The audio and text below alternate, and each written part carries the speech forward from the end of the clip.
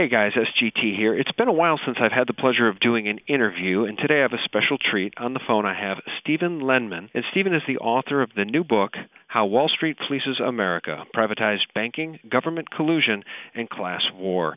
Stephen also has an MBA from Wharton, and he got his BA from Harvard. Stephen, welcome. Oh, thanks, Sean.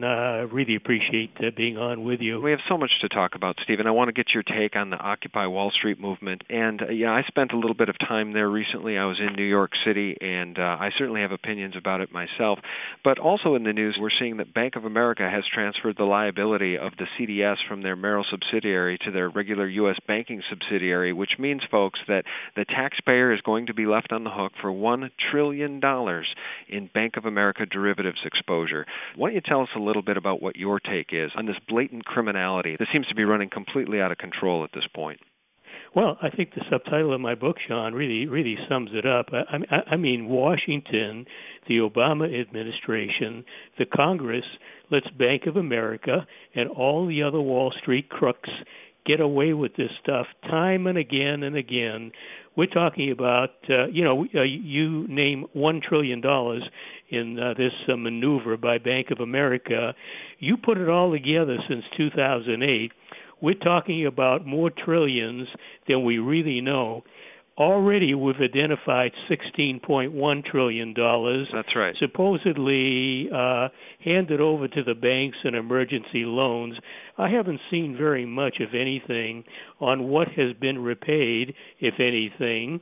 There are insiders who know much more about this than you or I, Sean, people who have had high-level positions in government and on Wall Street. And one or two of them that I know think that the true numbers of the trillions the bankers have gotten away with may be as high as the mid-20s, if you can imagine that. I mean, I can't conceive of numbers like $25 trillion. I mean, these people basically have a license to steal. The subtitle of my book is Privatized Banking, Government Collusion, and Class War. It's government in collusion with the private corporate crooks, with the major banks at the top of the pecking order, basically giving them anything they want. In return, they take bribes. That's called campaign contributions, plus whatever other benefits they get on the side. Once in a while, something becomes public. Otherwise, it could be a house remodeled or who knows. Usually stuff happens and we never hear about it. So we have a corrupted political system, and I have no faith in anyone in the Congress from either party. And when we talk about a two-party system, I emphasize America does not have a two-party system. First of all, independent parties are shut out, and so-called Republicans and Democrats are merely two wings of a single party. It's America's duopoly, a money party or a property party, and they're in league with the corporate crooks, mainly the bankers, but also the war profiteers, the drug and insurance profiteers, the big auto profiteer. It goes all the way down the line. They're in league with them, very simply, to screw the public. The main issue is that we have a privatized banking system. Big bankers, Wall Street, control the nation's money supply. There's nothing federal about the Federal Reserve. It represents a private banking cartel. It's headquartered on Wall Street. There are 12 Fed districts, but the mother district is New York, and New York owns the majority interest in the so-called Federal Reserve, and whoever controls the money in any country has supreme power. There is no other power approaching that power. America needs to take the power of money back according to the Constitution's Article 1, Section 8, that basically says only the people have money power, the Congress. And the Congress is supposed to represent the people, not the corporations. Sean, there's nothing in the Constitution that says Goldman Sachs has the right to control America's money, and Bank of America. and Wells Fargo and J.P. Morgan Chase. I read that section of the Constitution. I didn't see that wording listed in it. I want the law obeyed. I want the people to get money power back. What I really want is banking made a public utility, the big boys broken up, the insolvent ones shut down. These banks are cancers that are killing the country, killing ordinary people, save the bankers, and wreck the economy.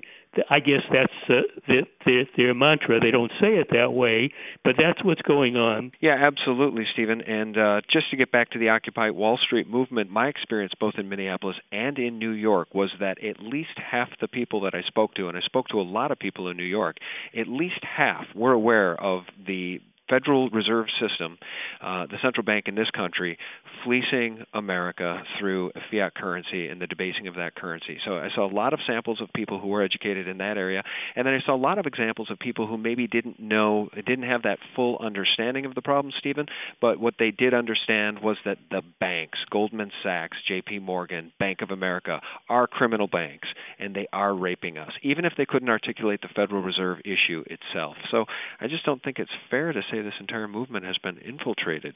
What's your position on that? I think they're trying to infiltrate it. The corrupted labor bosses, the Democrats, I think, want to use it to get Democrats elected next year. There are people. I think the way they do it is they use people. I mean, you've got the Jesse Jacksons and Al Sharpton types coming out, and there are some celebrities who come out. But I think mostly in cities around the country, they have people really representing the power of the country, names and faces people don't know. So they're there in the street protests.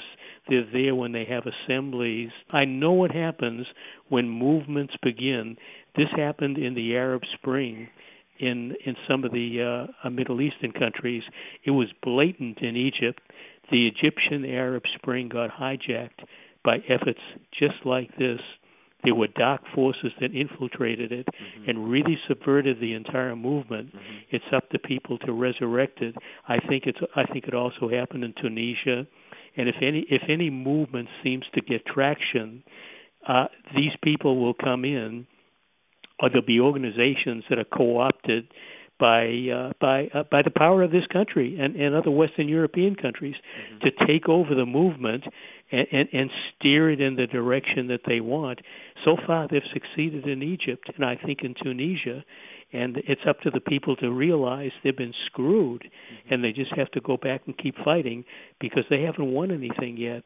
But they're very brave. I mean, they've really stayed the course. I've written about countries like Bahrain and Yemen, where since last winter, they not only have been on the streets every day, Sean, they're getting attacked, they're getting shot, I mean really attacked, they're getting shot, they're getting put in prison, they're being tortured, they're being trialed in military tribunals, they're getting long prison terms, and they keep coming out every day in the face of this. These people won't quit. You talk about courage. That's real courage. Yeah, so much courage, so much honor, and it really is clear. It's evident now that it's humanity versus tyranny, and a boot stomping on the human face forever. If we don't stand up to this thing in force together in mass, we're just screwed. Where I'm heartened is that I'm seeing Americans finally stand up. I mean, those people in the park in New York, it was cold and rainy and drizzly the day I was there, and there was good energy in that park. There were good people having good dialogue about real issues, and that's all we can ask for, really. I mean, it's about time that happens again in this country. I haven't seen it. It probably has never happened in my lifetime, Stephen. I mean, unless we go back to the Vietnam War, and I was just a baby. Well, I agree with you. In a couple of interviews I've had on this, I've had a number of them on this, and in at least a couple, one of the comments I made was, I'm 77 years old, so I remember Vietnam and I remember the civil rights struggles. But I said I haven't seen anything like this for 40 years. Yeah. And I was on one program with another guest. He said, "Well, no, wait a minute. We had Seattle 1999, and we were running out of time in the program. I didn't get a chance to answer.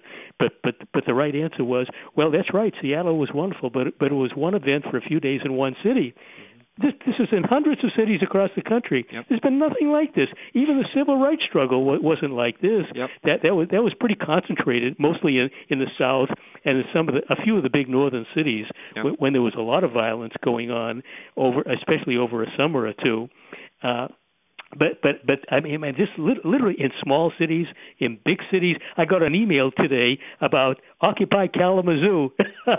Well, yeah, and what I want to just add for folks, just to help frame this thing up, what I think is really powerful about it is that if we go back to the late 60s, early 70s, flower power, and you go back to those messages, what we're seeing in these messages are very different messages. We're seeing down with the oligarchy, down with fascism, end the Fed. I mean, it seems now with these end the Fed messages, it seems now that a lot of these folks have their eye on the target, and I don't know that was ever the case back in the 60s.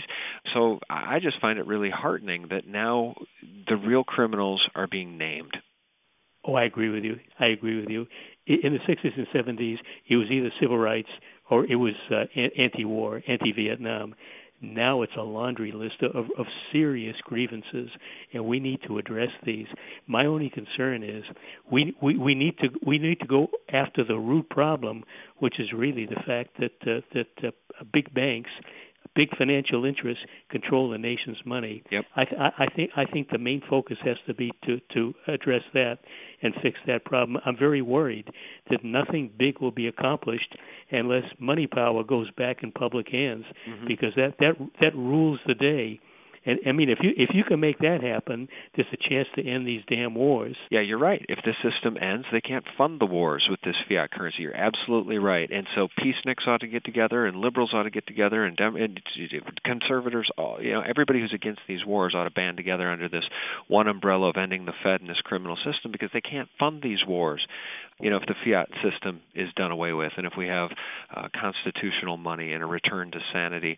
The one thing I just want to add to is I've really tried to keep some level-headed passion about what's going on for the Occupy Wall Street movement, because I think it's real easy for radio talk pundits or writers to say this thing has been infiltrated by XYZ and they've taken it over, and to say that it doesn't have merit gives the license to the guy sitting on the couch who does know the truth about the Fed to remain on his couch. And what I think needs to happen is more and more guys like you and me and the good people that I spoke to on site in these cities in Minneapolis and New York, they need to go down there, they need to bring their friends, because if we all turned out with that constitutional message and, a return to liberty and the Fed, then the movement does have merit. And so I'm just very cautious and leery of these messages I keep hearing, that it's been infiltrated. It's George Soros runs the whole thing. That hasn't been my experience. And as long as we don't let that be true, then there's hope. Well, even if the Soros types have infiltrated, these people on the streets are legitimate people. I mean, they're for real. That's been my experience, yeah. Oh, absolutely. I just can't imagine anything other than that. Why on earth would they get out there and stand out there and take the abuse from the cops? This is real stuff. And I was right in the middle of it for one day. And the only thing I regretted is I couldn't talk to a lot of people in a group. And of course, I mean, there were problems they need to address, and maybe they'll refine their system and become more effective as they go along. But I got the impression that they're very committed.